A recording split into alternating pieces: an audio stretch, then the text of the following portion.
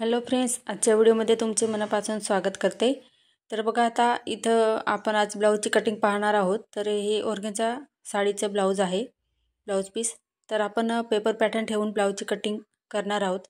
तर इथं बघा, मी अस्तर घेतलेला आहे आणि त्याची जी बंद बाजू आहे ती माझ्या साईडला ठेवलेली आहे। तर आपण पेपर पॅटर्न ठेवताना एक्स्ट्राची मार्जिन जर ॲड केलं तर आपलं काय होतं की आपण पॅटर्न काढताना सुद्धा आपण मार्जिन ॲड करत असतो। तर ते जर वाढलं तर इथे आपले बघा ब्लाऊज आहे तो पूर्ण बिघडतो।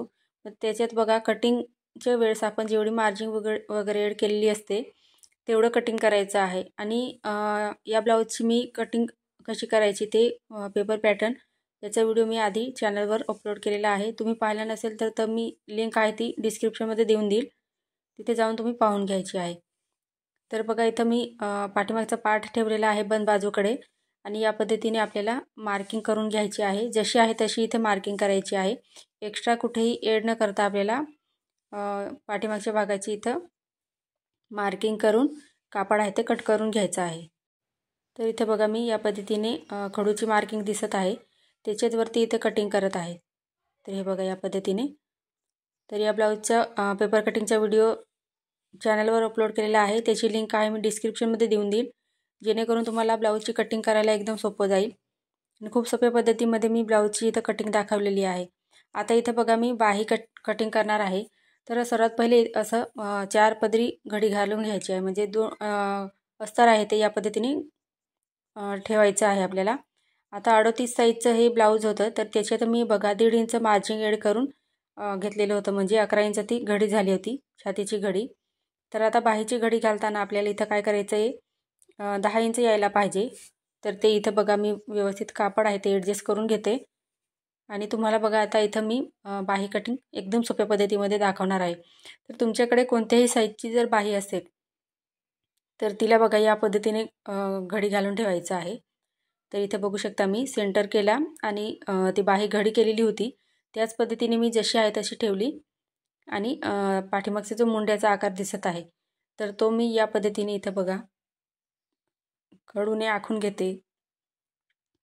जसा आहे तसा इथं आखून घ्यायचा आहे। तर इथं बघू शकता तुम्ही, जसं आहे तसं मी आखून घेतलं आणि आता कट करून घेऊया। म्हणजे तुमच्याजवळ कोणत्याही साईजची जर बाही असेल तर आपण आता इथं बघा, बाहीची घडी घालताना 38 साईजसाठी 10ची घडी घातलेली आहे। तर आपण ती बाही व्यवस्थित तशी ठेवायची आहे। तर इथं बघा, या पद्धतीने। आता बघा, बाहीला ओपन करायचं आहे। पहिले इथं बघा, सेंटरला खडूने मार्किंग करून घेऊया, म्हणजे आपल्याला ती बाही ठेवताना व्यवस्थित इथे दिसेल। तर आता बघा, सेंटर आहे तो मी बाही ओपन करून या पद्धतीने ठेवलं। बघा, त्या खडूची मार्किंग केलेली होती आपण, त्याच्यावरती ठेवायचं आणि या पद्धतीने बघा, पुढचा जो मुंड्याचा आकार आपण दिलेला होता तर तो इथे द्यायचा आहे। म्हणजे काय होईल की आपले दोघं साईडच्या बाहींची इथं पुढच्या भागाची मुंड्याचे आकार आहेत ते या पद्धतीने आपल्याला कट करता येतील। तर हे बघा, या पद्धतीने मी आखून घेतलं आणि त्याच्यानंतर बाही इथं पुढचा जो मुंड्याचा आकार होता तो कट करून घेतला। बघा, किती परफेक्ट अशी आपली बाही इथं कटिंग झालेली आहे। आता इथं बघा, आपल्याला पुढचे पार्ट कट करायचे आहे। तर पेपर पॅटर्न करताना इथं मी मार्जिन ॲड करूनच पेपर पॅटर्न तयार केलेलं होतं। पण बघा, इथं आपण जे पुढचे पार्ट आहे ते जोडतो, तर जोडताना सुद्धा आपल्याला इथं पफ येण्यासाठी एक ट्रिक यूज करायची आहे, तर ती आपण पाहणार आहोत। सर्वात पहिले बघा, मी जसं इथे मार्किंग करत आहे त्याच पद्धतीने तुम्ही सुद्धा या पद्धतीने मार्किंग करून घ्यायची।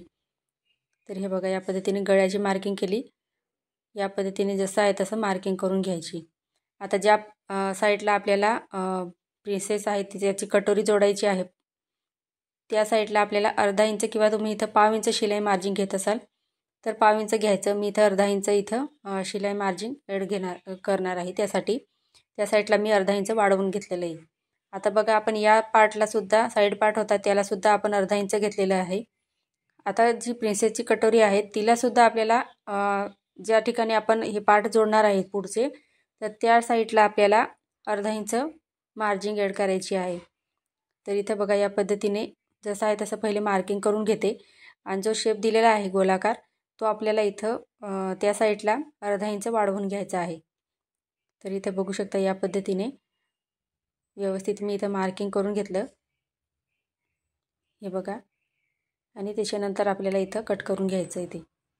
तर हे बघा, साईड पार्ट आणि आपली प्रिन्सेसची कटोरी इथं आपण आखून घेतलेली आहे, अर्धा इंच मार्जिन घेऊन. म्हणजे जोडताना काय होईल की तेवढं आपण मार्जिन ॲड केलेले आहे तेवढं जोडून होईल इथं. आता ही क्रॉसपट्टी आहे ती या पद्धतीने ठेवायची आहे. आणि आपण कटिंग करतानाच याच्यामध्ये मार्जिन ॲड केलेली होती क्रॉसपट्टीमध्ये सुद्धा. तर बघा इथं जशी आहे तशी तिथं ठेवून मी कट करून घेणार आहे. तर इथे बघा जसं आहे मार्किंग केलेलं त्याच पद्धतीने आपल्याला कटिंग करायची आहे. तर प्रिन्सेस कट ब्लाऊज जो आहे तो एकदम व्यवस्थित पफ येतो त्याचा.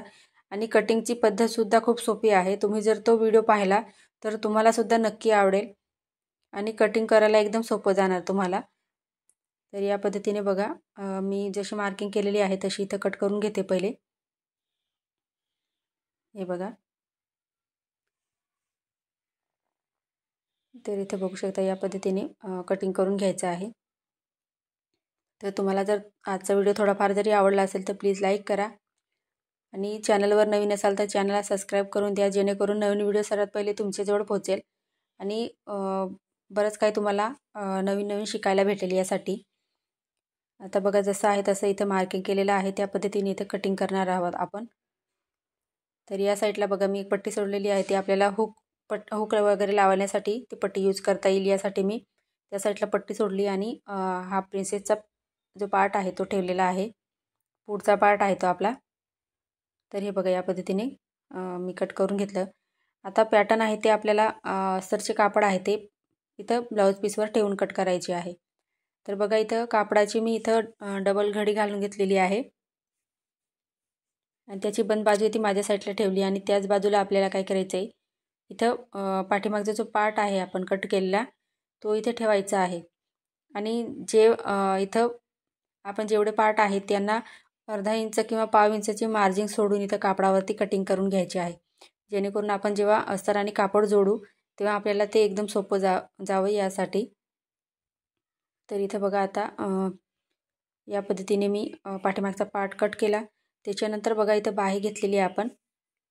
तर तिथे लेस दिलेली आहे पण ती टिकल्यांची आहे आणि त्याच्यावरती कापडावरती टिकले छापलेले आहे.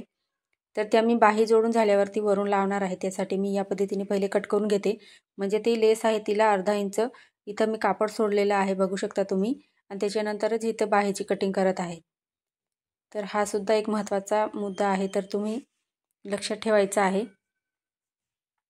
त्याच्यानंतर बघा पुढचा पार्ट आहे त्याला ठेवायचा आहे. बघा जसं ॲडजस्ट होत असेल त्याच पद्धतीने तुम्ही इथं ठेवायचं आहे. तर हे बघा कापड कुठे कमी जास्त होतं का ते चेक करायचं, पॅटर्न व्यवस्थित ठेवायची आणि त्याच्यानंतर कटिंग करून घ्यायची आहे. तर इथे बघा मी अर्धा इंचाची इथे मार्जिन सोडून इथं सर्व पार्ट आहे ते कट करत आहे. तर तुम्ही जर नवीन शिकत असाल तर या छोटे छोटे ज्या गोष्टी असतात त्या लक्षात ठेवून इथं ब्लाऊजची कटिंग करायची. तर इथं बघा या पद्धतीने मी प्रिन्सेसचा जो पार्ट आहे साईड पार्ट तो ठेवलेला आहे आणि इथं कटिंग करून घेते आता. तरी बघू शकता इथं या पद्धतीने मी कट करून घेतलं. हे बघा जसं आहे तसं मार्किंग करून त्याच्यानंतर अस्तर जोडून मी ते एक्स्ट्राचं आहे ते कापड कट करून घेणार आहे. तर बघा आजचा व्हिडिओ तुम्हाला आवडला असेल तर प्लीज लाईक करा. चॅनलवर जर नवीनच असाल तर चॅनलला सबस्क्राईब करा, जेणेकरून नवीन व्हिडिओ सर्वात पहिले तुमच्याजवळ पोहोचेल. आणि तुम्ही नवीन जर शिकत असाल तर मला कमेंटमध्ये नक्की सांगा तुम्हाला कोणत्या टॉपिकवर पुढचा व्हिडिओ पाहायचा आहे ते. आजचा व्हिडिओ पूर्ण पाहिल्याबद्दल तुमचे खूप खूप मनापासून धन्यवाद.